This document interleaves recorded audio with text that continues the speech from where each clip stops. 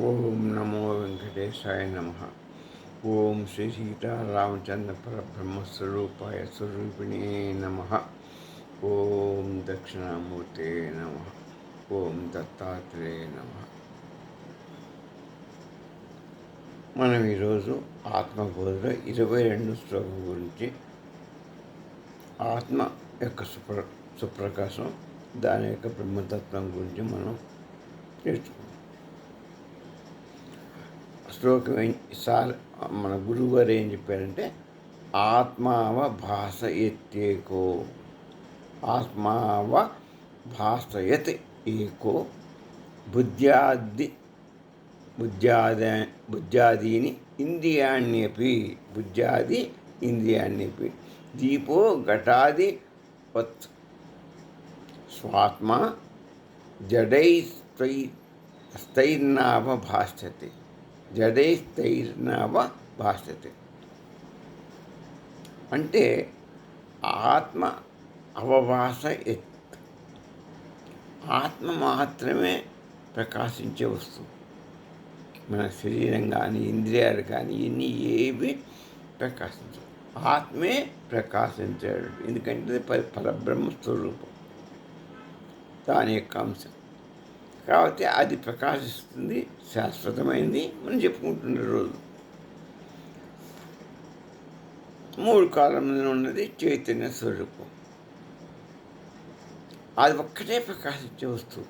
అప్పంటే పరబ్రహ్మ స్వరూపం, సత్యస్వరూపం, పరబ్రహ్మ స్వరూపం లోకాన్ని ప్రకాశింపజేస్తుంది. ఈ జీవుని ప్రకాశింపజేసేది ఆత్మ, జీవత్వాన్ని ప్రకాశింపజేసేది ఆత్మ అంటారు దాన్ని. మొత్తం జగత్తుని మొత్తాన్ని ప్రకాశింపజేసేది బ్రహ్మం.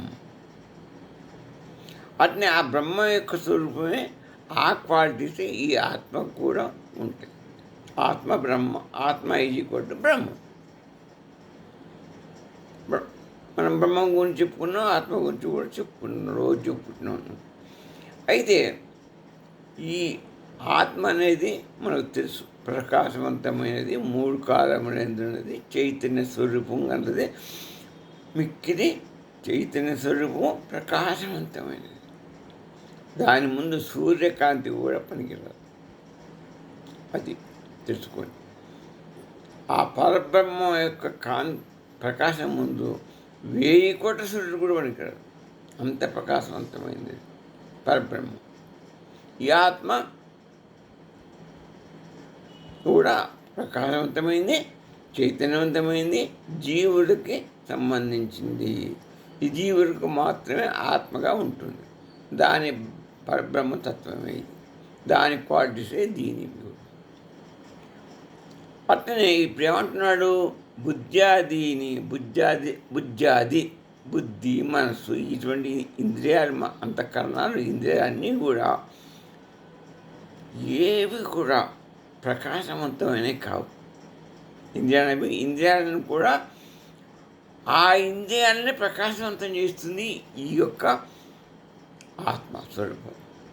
మన ఇంద్రియాలని, ఈ శరీరాన్నిలోను జ్ఞానేంది, అకర్మైంది, మొత్తాన్ని, సూక్ష్మ శరీరాన్ని, 3 శరీరాలని కూడా ఆత్మే చైతన్యవంతం చేస్తున్నది. అది పనిచేసినట్టుగా ఈ స్థూల 3 శరీరానికి ఆధారభూతం ఆత్మ చైతన్యం. ఈ ఆత్మ చైతన్యం బయటికి వెళ్ళిపోతే ఏది పనిచేయదు. ఎట్లా అంటే ఈ అన్ని ఇంద్రియాలను పనిచేస్తున్నాం. ఇప్పుడు మన శరీరంలోని సమస్త ఇంద్రియ, కర్మేంద్రియ, జ్ఞానేంద్రియ, స్థూల శరీరం, సూక్ష్మ శరీరం, కాన్సి అన్నిటికీ ఆత్మే చైతన్యమే వరనే పనిచేస్తున్నాయి. ఆత్మ చైతన్యం ఆత్మ తిరిగిపోతే, ఆ చైతన్యం తిరిగిపోతే ఏది పనిచేయదు, శరీరం పడిపోతుంది. ఇటువంటి ఎట్లంటే ఒక దీపం ఉంది. ఆ దీపం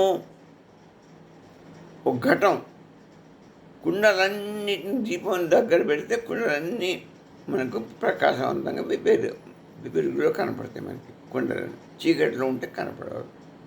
ఒక దీపకాంతి ఏం చేస్తుంది, ఘటాలన్నిటినీ మనకు ప్రకాశింపజేస్తుంది, దీపం యొక్క వెలుగు. అదే ఇక్కడ ఆత్మ చైతన్యం ఇంద్రియాలని అన్నిటినీ కూడా జడమైనప్పటికీ అవి బుద్ధి మనసు ఇవన్నీ జడమైనప్పటికీ వాటిని ప్రకాశింపజేస్తుంది, చైతన్యవంతం చేస్తుంది. దాని ద్వారానే మన కళ్ళుతో చూస్తాం, ముక్కుతో వాసన పీలుస్తాం, చెవులతో వింటాం, శ్రవణం మన్నం అన్నీ కూడా అన్ని పనులు మన దాంతో ఆ చైతన్యాన్ని మనం చేయగలుగుతున్నాం. ఆ చైతన్యం లేకపోతే ఏది పనిచేయదు.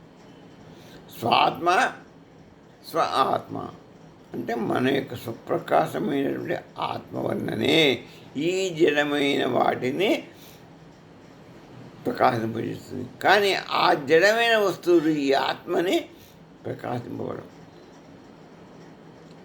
ఆ జడమైన ఈ ప్రకాశ మనసు బుద్ధి ఈ మాత్రం ఆత్మని ప్రకాశింపజేయలేవు.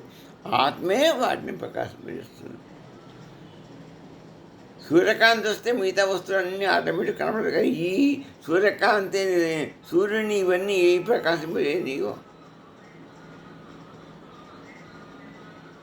సూర్యుడు ఆధారంగా చంద్రుడు పెరుగుతున్నాడు, కానీ చంద్రుడు సూర్యుని ప్రకాశవంతం చేయలేడుగా.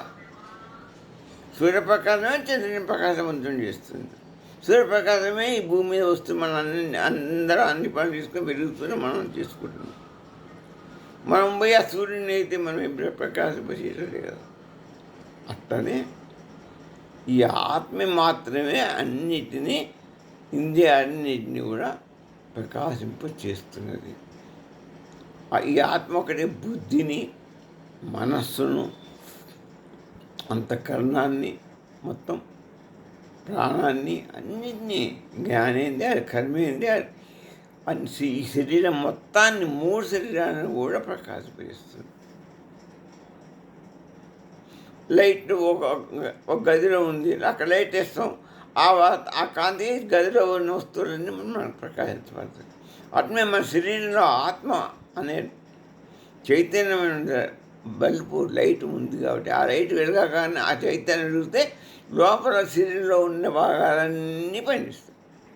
ఆ గదిలో వస్తువులు ఎట్లా కనపడుతాయో లైట్ వేస్తే ఈ మన శరీరం లోపల ఉన్నటువంటి ఆత్మ చైతన్యం అన్నిటినీ పనిచేయించుతాం.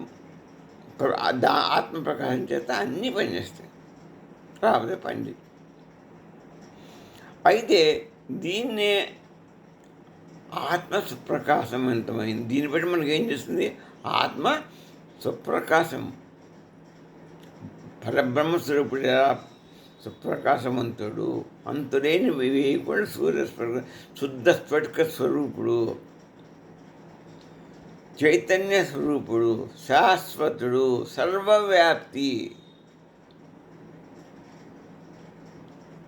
అతనే ఈయన కూడా సర్వ చైతన్యవంతుడు, అన్నిటి జగత్తు మొత్తానికి చైతన్యం కలిగించేవాడు పరబ్రహ్మస్వరూపుడే.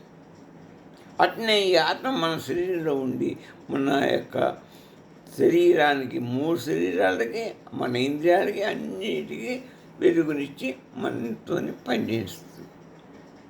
అది స్వామి చెప్తున్నాడు.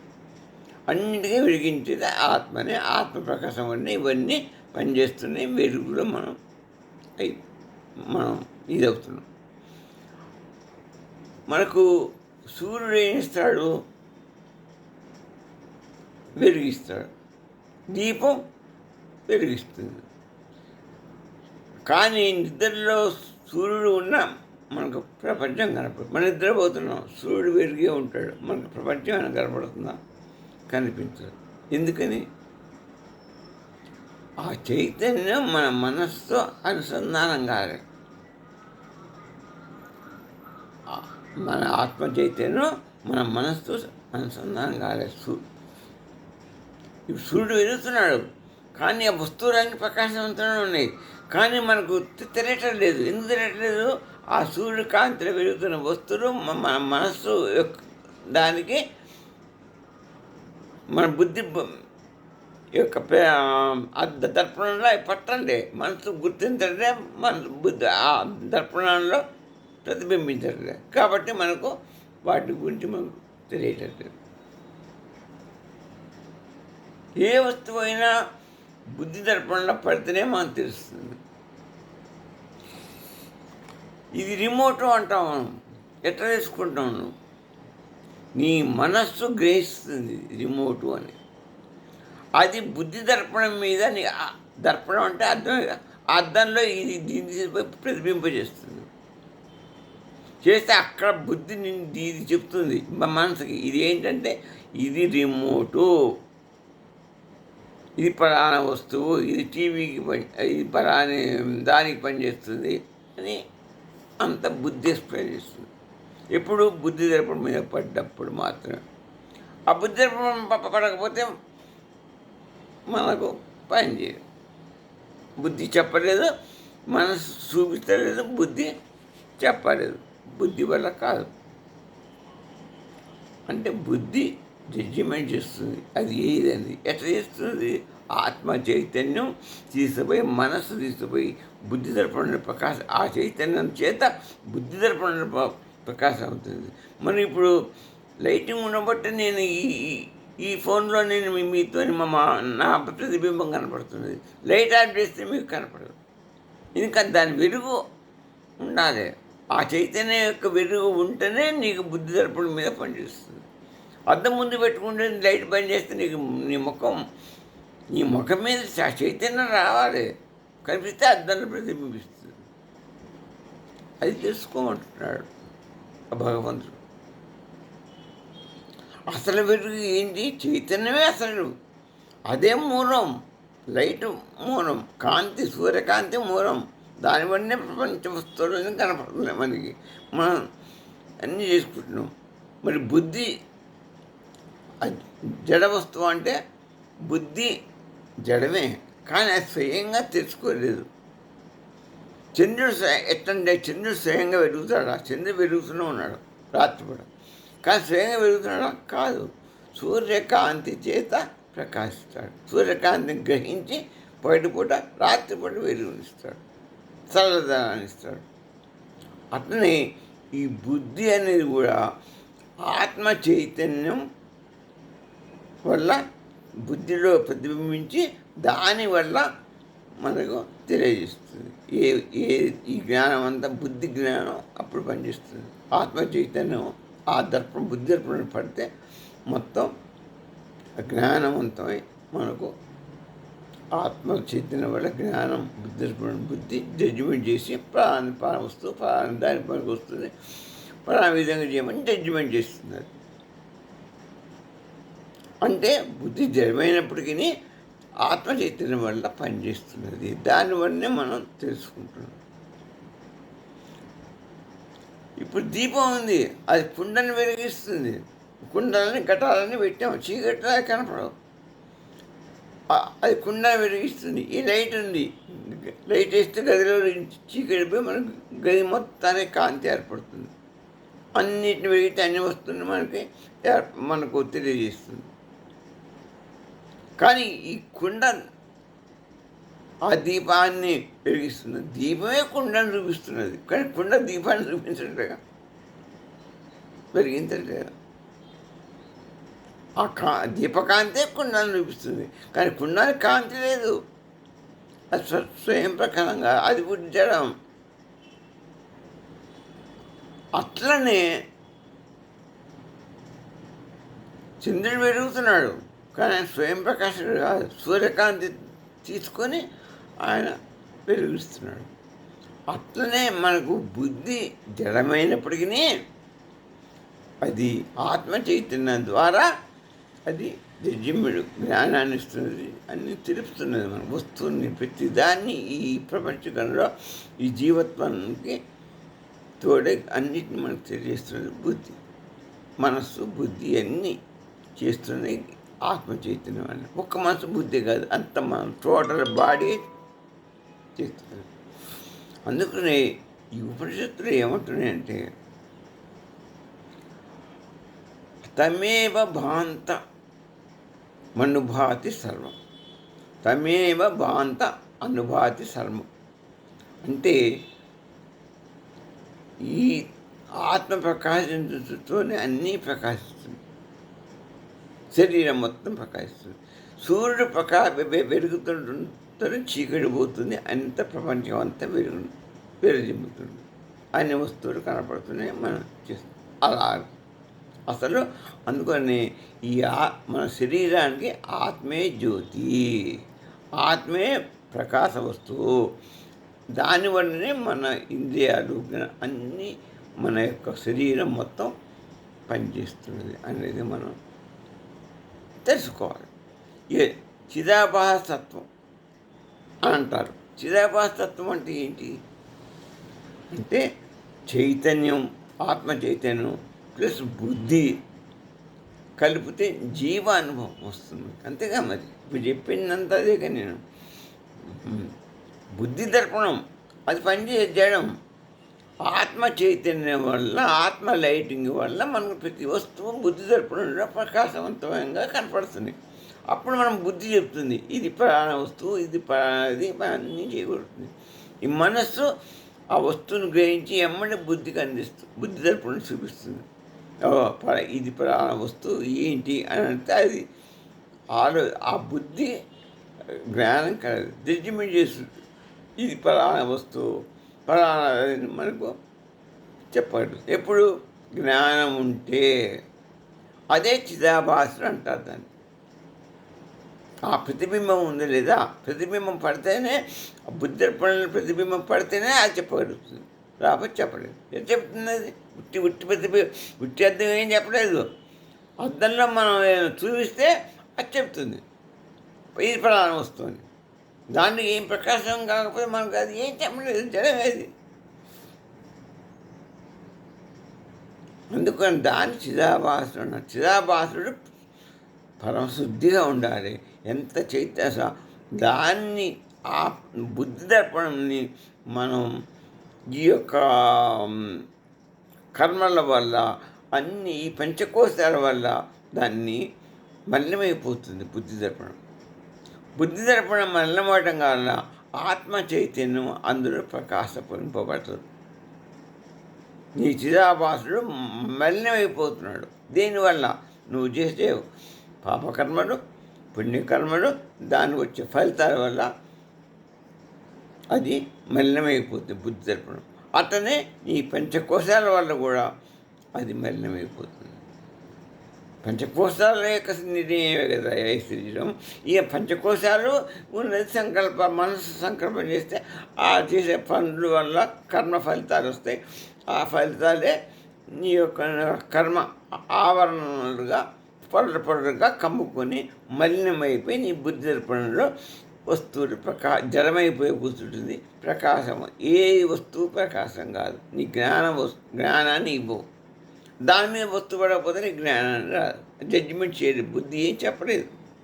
దాని పడకపోతే అదే చెప్తుంది, ఏం చెప్పలేదు. అందుకనే బుద్ధి దర్పణం శుభ్రంగా ఉంచుకోవాలి. అది ఎప్పుడు మనకు ఎరుగుతూనే ఉండాలి. చిత్తశుద్ధి అన్నారు దాన్ని. చిత్తశుద్ధికి మించింది ఏమీ లేదు. అప్పుడే మనకు బుద్ధి దర్పణం మీద ఏ మత్త లేకుండా, మాలిన్యం లేకుండా ఉంటే నీకు సరైన అవగాహన, సరైన జ్ఞానం ప్రతిబింబిస్తుంది. అప్పుడు ఇవన్నీ ఎప్పుడు పోతే అప్పుడు అది మంచిగా తీస్తుందంటే అర్థం ఏంటి? దాని మీద ఉన్న పొరలన్నీ పోయినాయి, దాని మీద ఉన్న మాలిన్యం అంతా పోయింది. అప్పుడు నీకు ఆత్మ చైతన్యం బ్రహ్మాండంగా కనిపిస్తుంది. బ్రహ్మాండం దాని మీద పడి నీకు ఆత్మని దర్శింపజేస్తుంది. నీకు ఆత్మ ఎందుకు దర్శనం కావటం లేదు? ఇదే కారణం. నీ బుద్ధి దర్పణంలో ఆత్మ చైతన్యం నీకు ప్రకాశం కావటం లేదు. ప్రకాశం కాకపోతే ఆత్మ ఉందని నువ్వు అనుకోవటం లేదు. ఈ శరీరం ఈ చిదాభాసుడు అని చెప్పాడు. ఈ ప్రతిబింబమే ఈ కనపడుతుంది. కాబట్టి నీకు ఇది అశాశ్వతమైన ఈ శరీరమే నీకు కనిపిస్తుంది. దీన్ని చూసే నువ్వు ఇదే నేను అనుకుంటున్నావు. అసలాత్మ నీకు చైతన్యాన్ని నీకు దాని మీద పడింది. రాంగుగా నిన్ను చూపిస్తున్నది బుద్ధి. ఈ చిదాభాసుడు అంటే ఆ ప్రతిబింబం ఈ ప్రకృతిని, ఈ జీవత్వాన్ని ఆ యొక్క ఆత్మచైతన్యం మీద ఆపాదింపబడి దీన్నే చూపిస్తుంది. నువ్వు దీన్నే సత్యమని నమ్ముతున్నావు.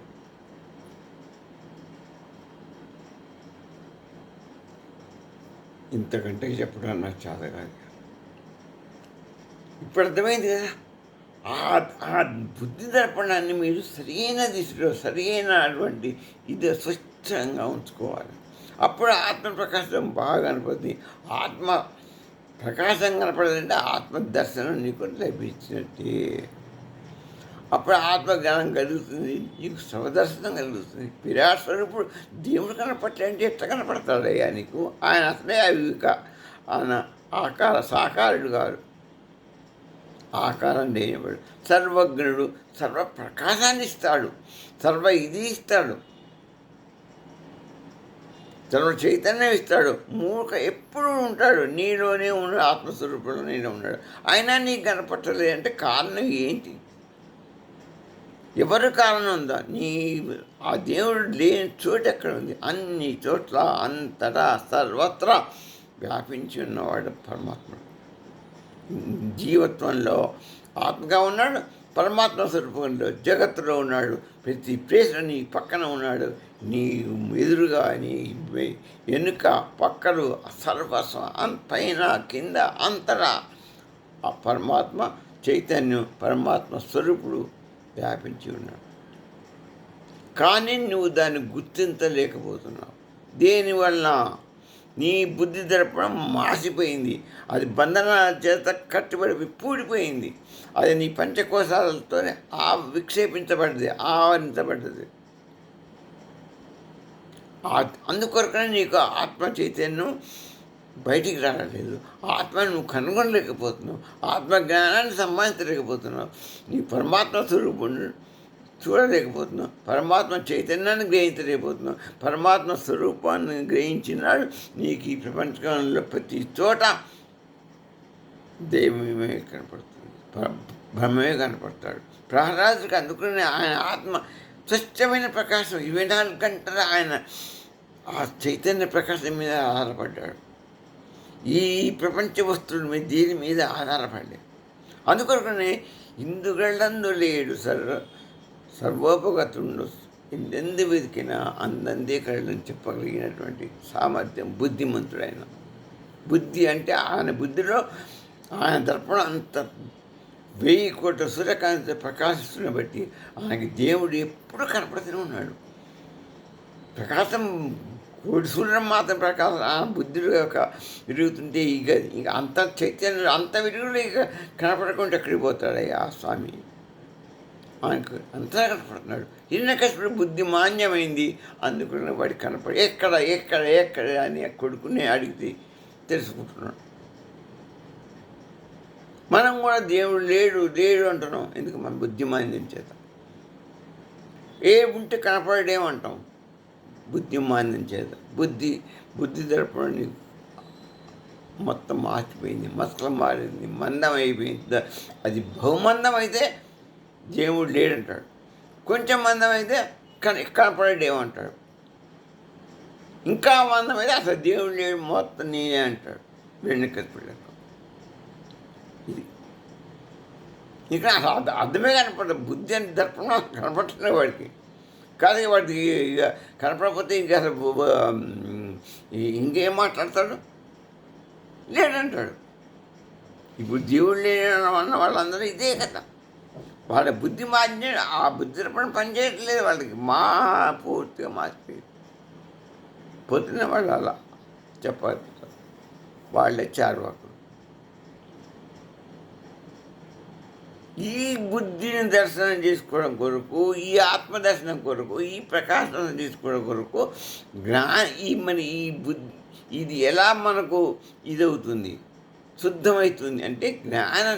అవిద్య వల్ల నీకు కనపట్టలేదు, అజ్ఞానం వల్ల కనపట్టలేదు, ఈ త్రిగుణాల వల్ల నీకు కనపట్టలేదు. మరి ఏం చేయాలి అంటే జ్ఞానాన్ని సంపాదించుకోవాలి. జ్ఞానం ద్వారానే చీకటి లైట్ వేస్తే ఏదైతే చీకటి ఎగిరిపోతుందో, జ్ఞానం ద్వారా అజ్ఞానం ఎగిరిపోతుంది. అప్పుడు నీకు ఒక్కొక్క పొర తిరిగి ఈ కళ్ళ కప్పినటువంటి పొరలు అన్నీ జరిగిపోయి కళ్ళు ఎంత స్వచ్ఛంగా కనపడతాయో అంత ప్రకాశవంతంగా ఆత్మదర్పణం బుద్ధి దర్పణం నిర్మలమై ప్రశాంతమై అక్కడ నీకు ఆత్మజ్ఞాన ప్రకాశం ఆత్మ చైతన్యం వెళ్ళి అక్కడికి కనపడుతుంది. ఇదే శంకరాచార్య ముత్తుకున్నాడు, ఇదే రమణ మహర్షి ముత్తుకున్నాడు, అందరూ ముత్తుకుంటున్నారు. ఇది మనకు ఎప్పుడు కలుగుతుందో ఆయన్ని మనం చెప్పడం, ఆ భగవంతుడి యొక్క ఇచ్చే ఎప్పుడు ఉందో ఈ మానవ జన్మ ఇచ్చింది కనుక్కోవడం, ఈ బుద్ధి తెలపడాన్ని జ్ఞానంతో శుద్ధి చేసుకోవాలని ఇచ్చాడు, మోక్షాన్ని పొందాయించాడు. కానీ మనం ఈ బాహ్య ప్రపంచంలో ప్రపంచంలో ఈ బాహ్య సుఖాలకే అలవాటు పడిపోయాం. ఎందుకంటే ఎన్నో జన్మల నుంచి మనం బాహ్య సుఖాలకే అలవాటు పడ్డాం. ఇప్పుడు ఒక్కసారి మనిషి జన్మ వస్తే అది పోమంటే పోతుందా? అంత సులభంగా పోదు. మన బుద్ధి మారదు. మన బుద్ధి బహిర్ముఖ బుద్ధి, ఈశ్వర త్రయాలకు డొంగిపోతాం. అందుకని రమణ మహర్షి గారు ఏం చెప్పారంటే, ఎప్పుడూ నువ్వు విచారణ చేస్తూనే ఉండాలి. నేను ఎవరు, నేను ఎవరు అంటే నీ శరీరాన్న, ఈ మనస్సున, ఈ బుద్ధిన, దేన్ని నేను ఈ సూక్ష్మ శరీరాన్న, ఏ శరీరాన్ని, 3 శరీరాలు ఉన్నాయంటున్నా, ఈ శరీరాల కాదు, నాలో అణిగి ఉన్నటువంటి ఆత్మ, దాని యొక్క చైతన్య స్వరూపుణ్ణి, ఆ పరబ్రహ్మ స్వరూపుణ్ణి, అహం బ్రహ్మాత్మే అని నువ్వు తెలుసుకున్న రోజున నీకు మోక్షం లభిస్తుంది. అదే స్వయం ప్రకాశ ఆత్మనిక ప్రకాశించిన రోజున మోక్షం, ఆత్మజ్ఞానం కలిగినది.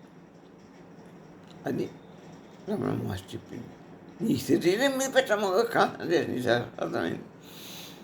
నీవు ఆత్మ, నేను అంటే ఎవరు? వేదాంతంలో ఆత్మ.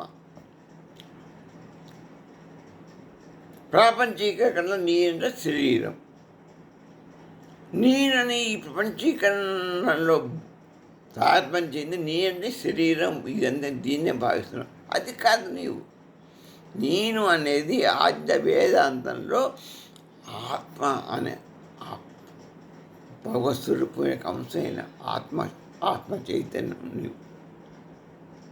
అహం బ్రహ్మాస్మి, తత్వమస్మి నీవు. అహం బ్రహ్మాస్మి అని చెప్తున్నాడు బ్రహ్మ అని నువ్వు తెలుసుకోవాలి. తత్వమస్మి అని భగవంతుడు చెప్తున్నాడు, నీకు ఇది పట్టలే. అహం బ్రహ్మాస్మి అని నువ్వు తెలుసుకున్న రోజు నీకు మోక్షప్రాప్తి. అర్థమైందా? ఇకపోతే ఇదే రామకృష్ణ పరమహంస గారు ఏం చెప్పారంటే, ఇది కరెంట్ ఉంది. ఒక చిన్న బల్బు ఉంటుంది, 0 క్యాండిల్ బల్బు ఉంటుంది, 100 క్యాండిల్ బల్బు ఉంటుంది, 200 క్యాండిల్ బల్బు ఉంటుంది, 1000 క్యాండిల్ బల్బు ఉంటుంది, రంగురంగుల బల్బులు ఉంటాయి. కరెంటు లోపల ఒకటే ప్రసరిస్తుంది. కానీ ఈ రంగుల వలన, ఈ వాట్స్ వలన అది ప్రకాశం తక్కువ ఎక్కువ అనేది మనకు చూపిస్తుంది. ఆత్మ మాత్రం అందరిలో, అన్ని ప్రాణుల్లో, అన్ని జీవుల్లో ఒకటే ఉంటుంది. కాకపోతే కరెంటు ఒకటే, ఆత్మ ఒకటే అన్ని ప్రాణుల్లో. కాబట్టి ఒక చోట 0 క్యాండిల్ ఇరుతుంది, ఒక చోట 100 క్యాండిల్ ఇరుతుంది, ఒక చోట 1000 క్యాండిల్ ఇరుతుంది, ఒక చోట రంగురంగులో పెరుగుతుంది, ఒక చోట ఇంకో రకంగా పెరుగుతుంది. ఇదంతా దీనివల్ల, ఆ బల్బుల వల్ల. కానీ ఆత్మ స్వచ్ఛమైనది, పరిశుద్ధమైనది, ఎల్లప్పుడూ ఉండేది, చైతన్యవంతమైనది నువ్వు తెలుసుకోవాలి.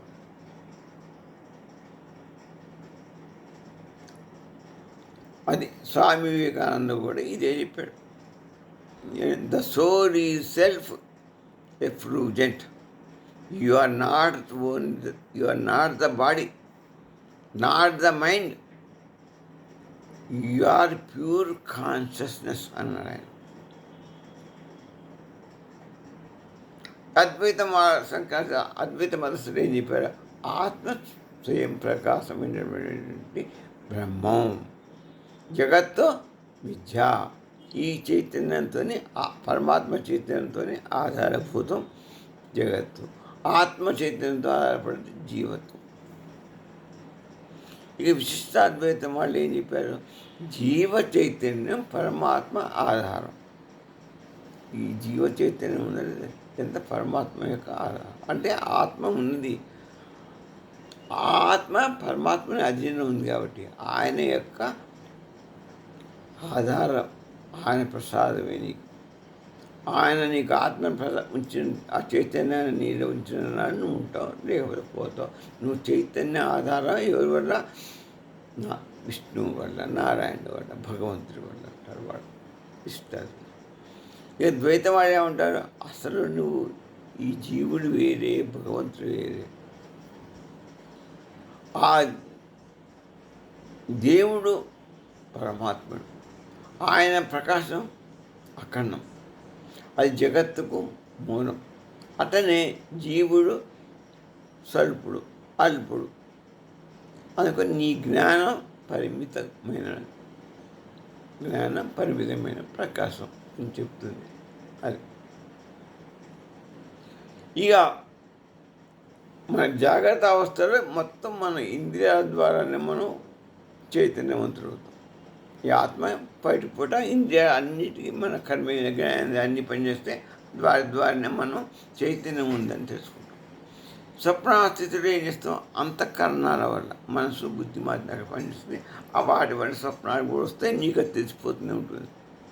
అక్కడ రెండే పనిచేస్తాయి, శరీరం పనిచేయదు, స్వప్న అంతఃకరణాల వల్ల నువ్వు గ్రహిస్తావు.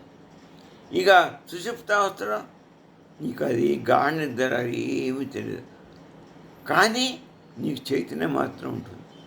ఉండబట్టే మళ్ళీ మన తెల్లవాస్తలు ఇస్తున్నాం. ఆ చైతన్యం రేపు బాడీ లేవు కాబట్టి చైతన్యం ఉంటుంది, సాక్షిభూతులుగా ఉంటుంది. అది నీలో లీనమై ఉంటుంది. అందువల్ల నీకు కానీ నీకు తెలియదు. మళ్ళీ అది ఉండబట్టి మళ్ళీ తెల్లారిన తర్వాత జాగ్రత్త అవస్థలోకి వస్తుంది.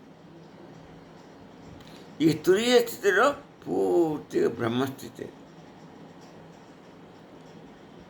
తురియంలో పోతే మనం ఆ స్థితిలో నిర్గుణ బ్రహ్మస్థితి, అక్కడ ఏ గుణం మనకు ఉండదు, నిర్గుణం, అక్కడ పరబ్రహ్మ స్వరూప స్థితి ఉంటుంది. లాస్ట్ సమ్మరీగా మనం ఒక 4 మాటలు మాట్లాడుకున్నాం. ఆత్మ అంటే ఏమిటి? ఆత్మ స్వయం ప్రకాశ వస్తువు, చైతన్య వస్తువు. స్వయం ప్రకాశం, చైతన్యం కలది. మనస్సు జడము, బుద్ధి జడము, బుద్ధి దర్పణము. అది ప్రతిబింబ సాధనం. దర్పణం అంటే ప్రతిబింబ సాధనం. అర్థం ఏంటి? ఒక సాధనం. అది అట్నే బుద్ధి ప్రతిబింబం పట్టడానికి ఒక సాధనం. జీవుడు చిదాభాసుడు. ఈ జీవుడు ఆ బుద్ధి ప్రతిబింబంలో ప్రతిబింబంలో కనపడతాడు, చిదాభాసు అంటారు వాడిని. ప్రతిబింబాన్ని చిదాభాసు అంటారు. బ్రహ్మం నిత్య చైతన్య జ్యోతి.